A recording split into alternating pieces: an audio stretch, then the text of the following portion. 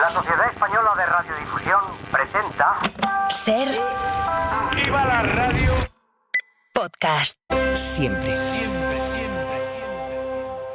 En la cadena Ser, Punto de Fuga, con Javier Bañuelos. Jaque al Daesh.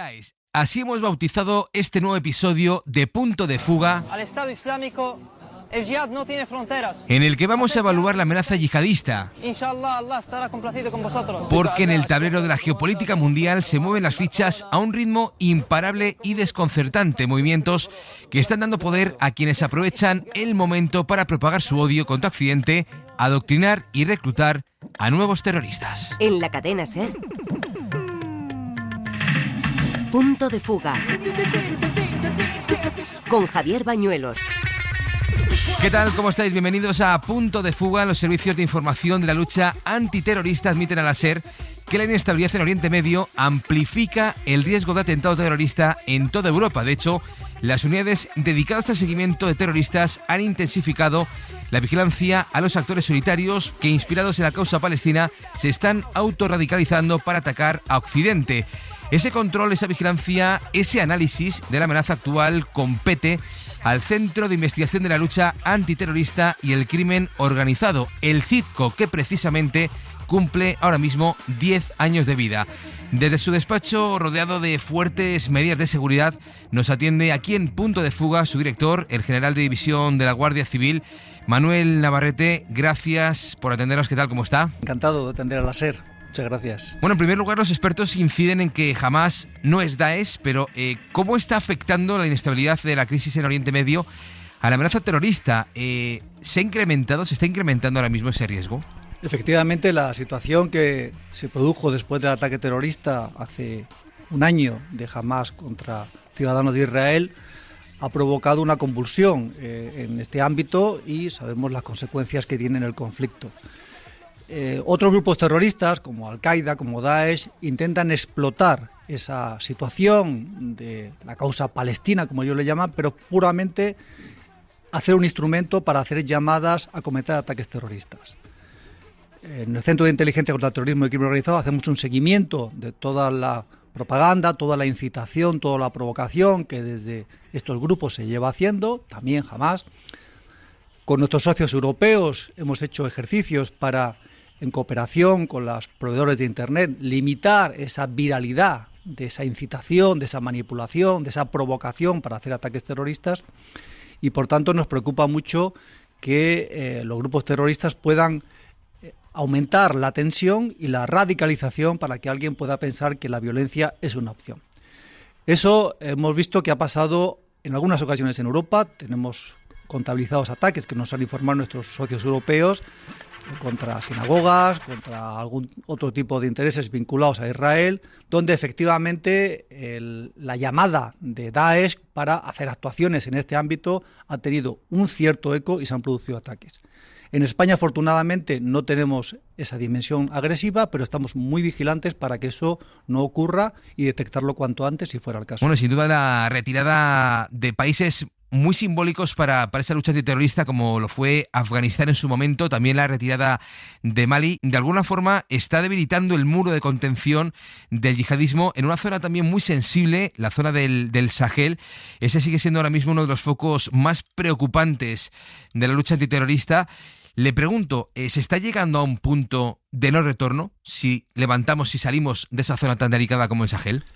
Las misiones de carácter militar y también de apoyo policial que la Unión Europea y otros países teníamos en el Sahel, digo teníamos porque la mayoría se han retirado, fundamentalmente eran de apoyo a las estructuras militares y policiales de los países para contener y combatir el terrorismo en estos países. Efectivamente, el terrorismo ha tenido una mayor dimensión, hay también una mezcla de bandidismo, es decir, crimen casi no diría organizado, sino bandidismo con terrorismo que aprovecha todas las posibilidades y explota las debilidades del país. Y por tanto esa expansión se debe también a que el cambio que se ha producido en algunos de estos países evita o está evitando que pueda haber una actuación más directa y un apoyo de fuerzas de seguridad y también de apoyo militar por parte de países de la Unión Europea u otros países. La ausencia del imperio de la ley, la ausencia de instituciones fuertes, la ausencia de una estrategia clara contra el terrorismo y de instrumentos para combatirla hace que, desde el punto de vista de acciones terroristas, en la zona del Sahel sea donde más víctimas se están produciendo actualmente. Esa situación que vemos allí, que nos preocupa mucho, afortunadamente, y digo afortunadamente, no está contagiándose más allá de esta zona en la actualidad, porque los países del norte de África, del Mediterráneo Sur, Marruecos, Argelia, Túnez, Libia, están haciendo una gran labor también de actuación, de contención, en muchos casos en cooperación con los países europeos, y por tanto estamos limitando los efectos de esa amenaza.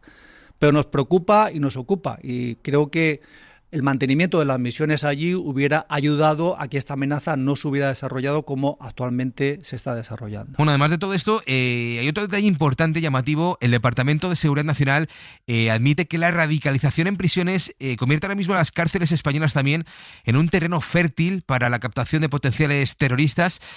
Ahora mismo, según los datos oficiales, unas 82 personas cumplen condena por terrorismo en prisiones españolas, y hay 70 presos que son susceptibles de ser captados incluso en las propias prisiones. Le pregunto, general, cuando estos internos salen de prisión, cuando salen de la cárcel, ¿son vigilados de alguna forma especial para evitar que puedan atentar? Bien, como usted sabe, en España la ley nos exige, y además estamos convencidos de que todos los presos que están cumpliendo condena o están en prisión preventiva deben tener un tratamiento individualizado.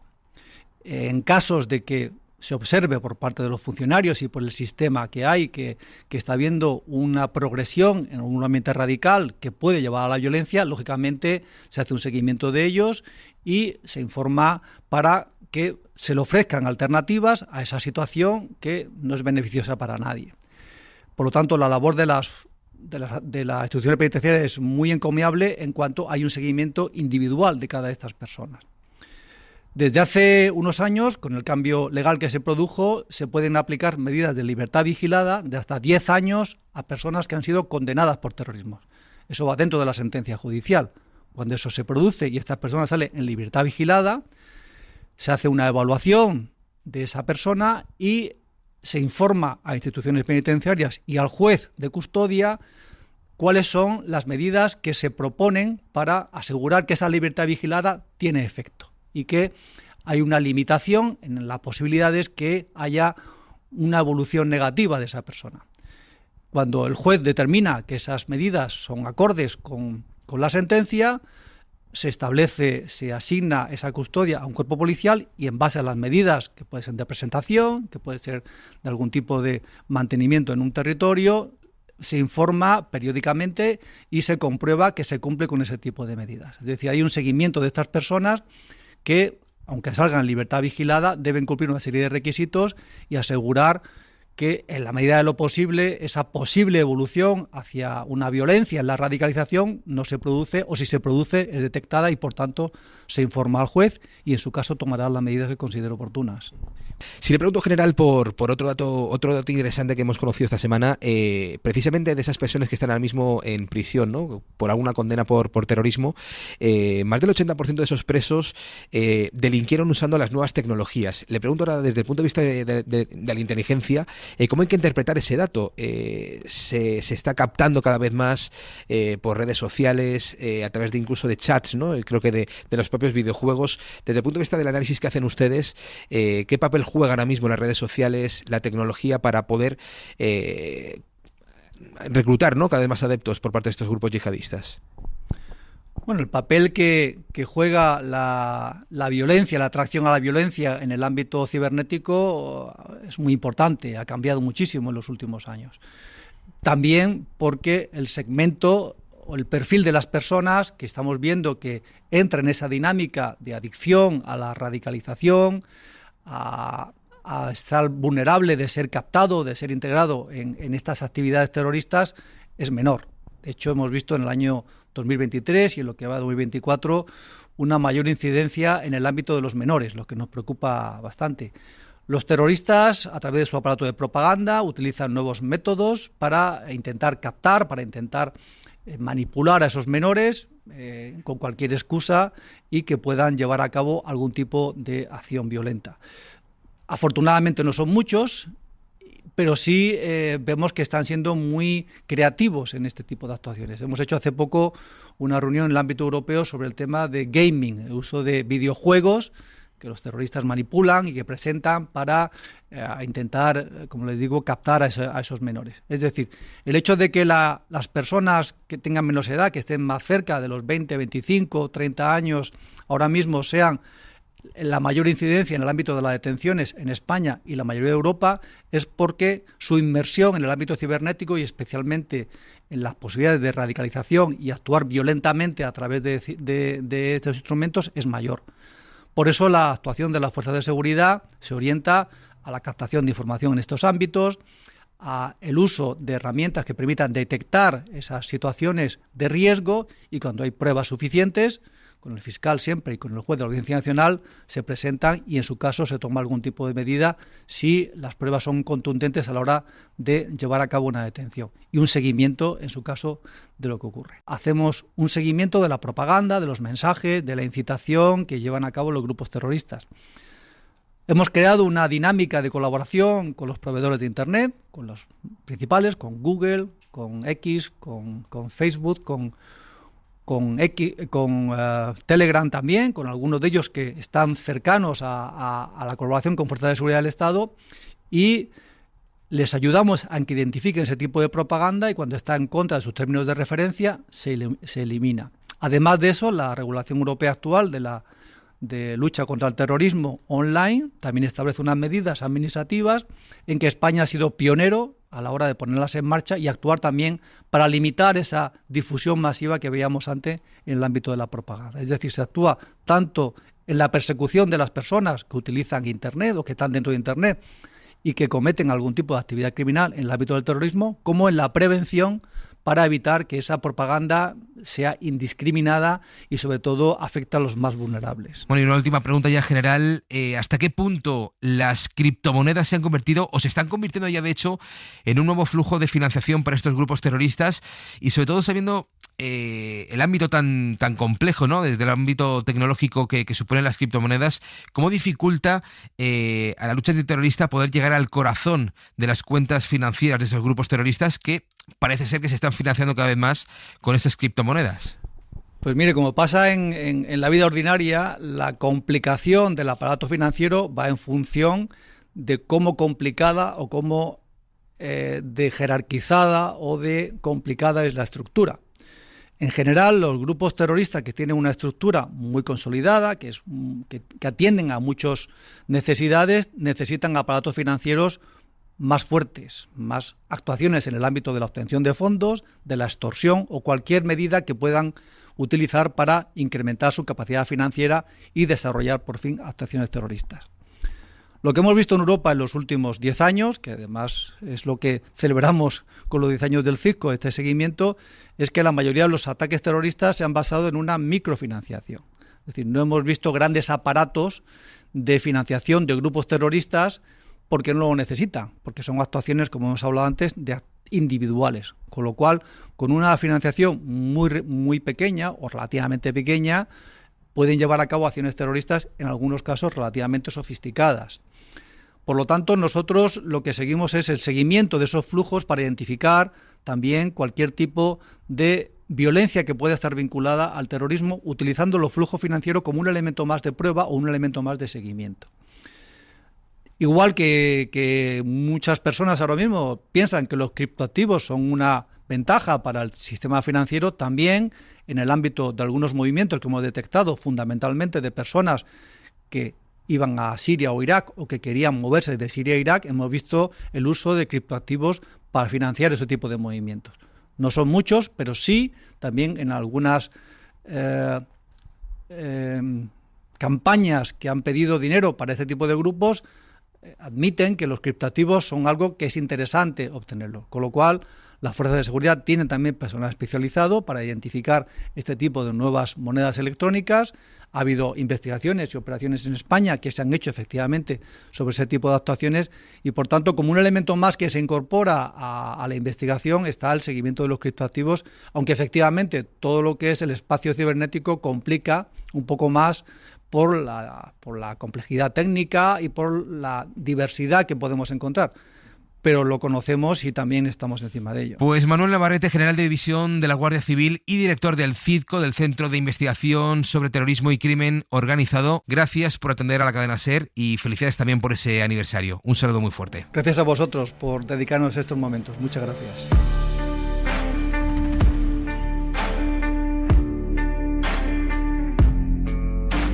Con el permiso de Gaza, del Líbano, incluso de Irán, ahora mismo una de las zonas más calientes, un nido de potenciales terroristas, sigue siendo Siria, en especial los campos de detención de Al-Roj y Al-Hol, que sigue siendo un agujero negro para los derechos humanos de miles de familias. Punto de Fuga viaja hasta allí para diagnosticar la gravedad de quienes viven encerrados en las que se considera ahora mismo como una de las mayores cárceles a cielo abierto. Desde Damasco, Allen Murphy, coordinador general de Médicos Sin Fronteras para el noreste de Siria, nos va a ayudar a entender la gravedad de la situación. Primero, Allen, desde un punto de vista humanitario, quería preguntarte cuál es actualmente la principal amenaza para las 43.000 personas que viven atrapadas en esos campos de detención de Siria. Desde una perspectiva humanitaria existen múltiples preocupaciones. Desde una perspectiva sanitaria, un problema importante al que se enfrentan actualmente las personas que viven en el campamento de Al-Hol es la grave reducción de la financiación de los servicios sanitarios críticos, en particular la suspensión por parte de la OMS de las derivaciones a hospitales fuera del campamento para las personas que sufren emergencias médicas potencialmente mortales. Incluso antes de este recorte de financiación, ya había más de 800 pacientes en lista de espera para personas que necesitan atención especializada que no se puede proporcionar dentro del campamento. Estas personas corren un riesgo cada vez mayor de deteriorar su salud e incluso de morir. La falta de apoyo médico externo agrava las condiciones existentes y amenaza las vidas de los residentes del campamento, que ya luchan por un acceso insuficiente a los servicios de atención sanitaria, incluido el apoyo a la salud mental y a la atención secundaria. La situación es terrible. Las personas sufren una falta de esperanza y se enfrentan a graves necesidades de salud mental y de protección debido a la incertidumbre sobre su futuro y a estar atrapadas en condiciones similares a las de una prisión al aire libre de facto sin salida legal. Otras preocupaciones urgentes que observa Médicos Sin Fronteras son la situación del agua, el saneamiento y la higiene en el campo, así como las necesidades de protección de las personas en el campo de Al-Hol. Bueno, de hecho, las personas que han estado allí en Al-Hol dicen que parece más una prisión que un campo de refugiados. ¿Exactamente por qué? ¿Por qué dicen esto? Al-Hol fue una vez un campo humanitario diseñado para proporcionar alojamiento temporal seguro y servicios humanitarios a los civiles desplazados por el conflicto en Irak y en Siria. Sin embargo, en 2019, la naturaleza y el propósito del campo se desviaron de su propósito humanitario, ya que se transformó en una prisión al aire libre, insegura e insalubre, cuando el ISIS fue derrotado y muchas personas con afiliación percibida al Estado Islámico fueron llevadas allí. Lamentablemente, esto sucedió sin ningún proceso legal debido. No existen políticas ni prácticas legales formales que regulen la detención arbitraria e indefinida de mujeres, niños y hombres en Al-Hol. Bajo los auspicios de la lucha global contra el Estado Islámico se han puesto en marcha políticas de contención, muchas de las cuales inhiben la prestación de asistencia humanitaria y atención imparcial y el acceso a ellas. Es necesario encontrar soluciones a largo plazo para las personas que se encuentran actualmente detenidas allí. Claro, porque hay otro dato que también asusta, ¿no? El 65%, se dice pronto, el 65% de las personas que se encuentran en ese campo de detención son menores de edad, son niños. ¿Qué futuro les depara a estos niños encerrados en ese tipo de campos? The future for the children in Al-Hol camp is deeply uncertain. El futuro de los niños en el campamento de Al-Hol es profundamente incierto y está muy condicionado por su pasado traumático y las inseguridades que enfrentan. Muchos de estos niños han sido testigos de una intensa violencia durante el conflicto contra el Estado Islámico que les ha dejado profundas cicatrices psicológicas. El impacto de estas experiencias, junto con la violencia continua y las prácticas sistemáticas como la separación forzada de los niños de sus madres, afectan gravemente a su salud mental. and the failure to address their immediate needs effectively. La incertidumbre se ve agravada por la falta de soluciones a largo plazo y por la incapacidad de abordar sus necesidades inmediatas de manera eficaz. El futuro de estos niños corre peligro si no reciben apoyo y la protección necesarios. La ausencia de estrategias claras y coordinadas para su repatriación, integración o reasentamiento aumenta aún más esta incertidumbre. Para garantizar un futuro más brillante para estos menores, es fundamental que todas las partes interesadas, incluidas las autoridades del noreste de Siria y la coalición liderada por los Estados Unidos, se comprometan a adoptar soluciones integrales y sostenibles que prioricen su seguridad, bienestar y derechos. Esto incluye garantizar su acceso a la educación, la atención sanitaria y la protección, y trabajar para lograr una resolución que tenga en cuenta sus intereses superiores y les brinde la oportunidad de reconstruir sus vidas con dignidad. Todos los estados de los extranjeros en Al-Hol y otros centros de detención y campamentos en el noreste de Siria deben tomar todas las medidas posibles para proteger a sus nacionales, acelerando los esfuerzos para permitir que las personas detenidas en Al-Hol tengan acceso a la repatriación. Gracias, Ale Murphy, coordinador general de Médicos Sin Fronteras para el noreste de Siria. Y de allí, precisamente de aquellos campos de detención en España, repatriaron el año pasado a Yolanda y a Luna, dos mujeres españolas, esposas de dos terroristas del Daesh que han quedado precisamente recientemente en libertad provisional.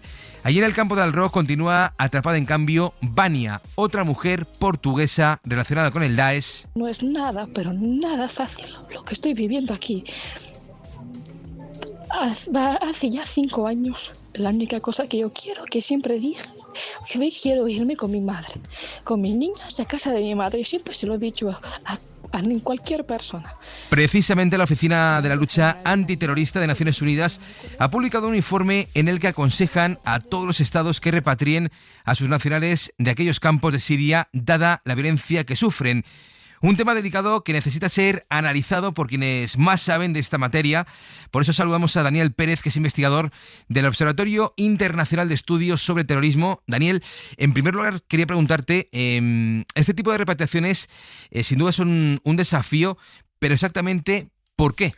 Pues el desafío más complejo, del que podemos derivar el resto de aristas, es si los estados de acogida pueden sustituir o ofrecer una alternativa a las estrategias de afrontamiento que tienen estas personas con su malestar psicológico, emocional o estable. Y si podemos sustituir esa cosmovisión, porque tienen una, y es la que le ha dado Daesh, ¿vale? El autoproclamado Estado Islámico. Y me explico, es decir, ¿cómo lidian estas personas con el trauma, con la depresión, con la propensión al suicidio, con la exposición a la violencia, ¿no? Y si hablamos de los menores, en este compendio de experiencias adversas de la infancia, ¿no? ¿Cómo se lidia, qué estrategias tienen con el conflicto identitario, con la percepción de amenaza, con la sensación de injusticia, con el aislamiento, ¿no? Con relacionarse con compañeros radicales? Por cierto, estas últimas todas sabemos que son factores que inducen a la radicalización. Pues mira, Daesh les ha ofrecido un modelo y especialmente los menores tienen una cosmovisión del mundo que es por la educación que han recibido. Y muchos, si han nacido ya en el autoproclamado califato, había un sistema educativo y se les ha ofrecido una manera de ver el mundo. Que había que luchar por un califato utópico en la tierra, que había un paraíso, una Janna que les esperaba, que había unas injusticias contra una comunidad de musulmanes a la que había que hacer frente, que había una cuestión humanitaria, es decir, que había una forma de sentirte útil, de tener una identidad, de pertenecer a algo, de llenar una serie de vacíos, ¿no? Que han tenido las personas que se movilizaron y que se pueden traspolar también a los menores. Entonces, para mí el desafío es cómo sustituimos, cómo damos una alternativa, ¿no? O sea, es decir, cómo hacemos la rehabilitación. Bueno, hemos destacado hace un momento, ¿no?, el caso de Yolanda y de Luna. También quería preguntarte hasta qué punto hay una estigmatización mediática hacia las personas que son repatriadas desde Siria relacionadas por sus vínculos con Daesh. Totalmente. Hay un artículo buenísimo de Alice Martini que habla de la caracterización, ¿no?, en los medios españoles de las mujeres o las esposas de los yihadistas, ¿no? Ahora ya, después de la caída del Estado Islámico, podemos hablar de las esposas y viudas, ¿no? ¿Qué pasa con esto? Que es una imagen estereotipada, no solo estigmatizante, islamófoba, sino que es incompleta de su capacidad de agencia real. Entonces, en el enjuiciamiento, esto puede traer una serie de problemas y es que infravaloremos su capacidad de agencia real. Porque lo que sabemos es que muchas han sido financiadoras, han sido propagandistas, incluso algunas han sido combatientes, han sido reclutadoras de menores, han adoctrinado a sus hijos o a otros menores a cargo. Es decir, no todas tienen por qué ser solo víctimas, muchas serán victimarias. Y lo más complejo será en los casos en que encontremos víctimas y victimarias en un mismo caso de mujer. Es decir, mujeres que hayan sido reclutadoras, propagandistas, combatientes, pero que también hayan sido esclavas sexuales, o que hayan sufrido violencia de género, o que hayan sido abducidas y reclutadas a la fuerza. Gestionar esa doble condición es muy, muy complejo. Entonces, ahí hace falta un esfuerzo de concienciación ciudadana y una mira a largo plazo, que a veces nos falta en política, en los medios, en la investigación, en todo, ¿no? El problema de todo esto es: ¿hay voluntad política, recursos y profesionales dispuestos? Pues esto es lo que tenemos que ver, ¿no? Pues una cosa que nos explote en la cara. Es decir, la gestión con las mujeres va a ser muy compleja. Claro. Porque no van a cumplir mucha estancia de cárcel, porque va a ser muy difícil demostrar y van a salir pronto a la sociedad. Y eso habrá que tener planes adaptados, ¿no? Con los menores ahí yo creo que más camino y más posibilidades. Bueno, Siria sigue cayendo lamentablemente en el olvido, eclipsada, ¿no?, por otro escenario bélico imparable en Gaza, donde las fuerzas de defensa israelíes siguen aniquilando a civiles, violencia que se está cebando en especial con las mujeres.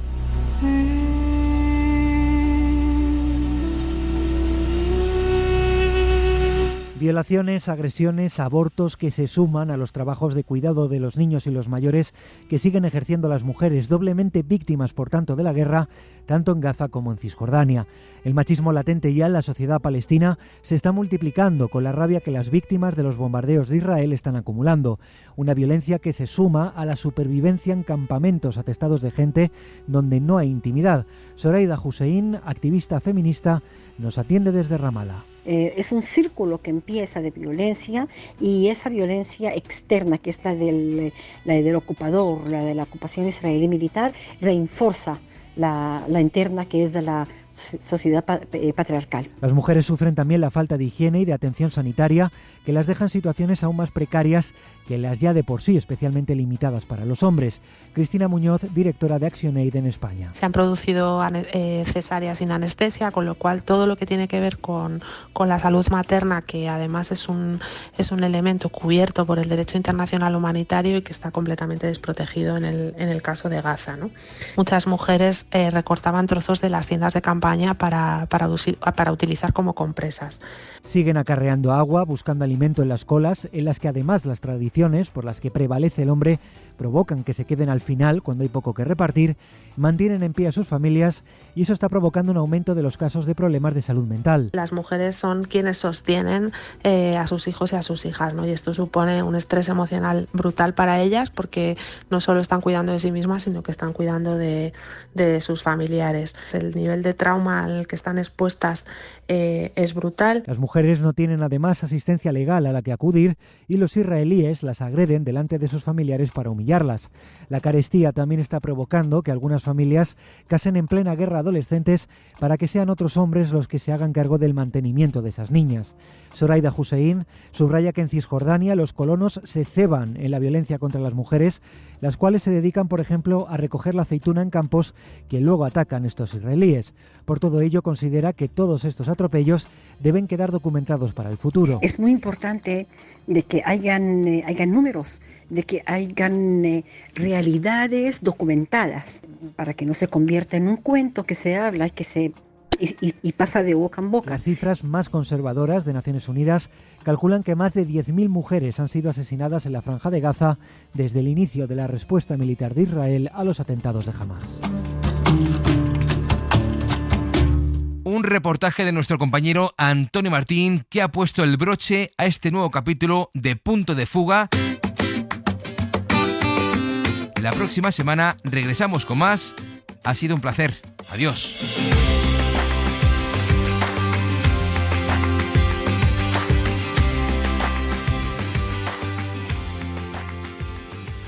Suscríbete a Punto de Fuga. Todos los episodios y contenidos adicionales en la app de Cadena SER y en nuestros canales de Apple Podcast, Spotify, iVoox, Google Podcast y YouTube. Escúchanos en directo en la SER los sábados a las 5 de la mañana. Cadena SER. La radio.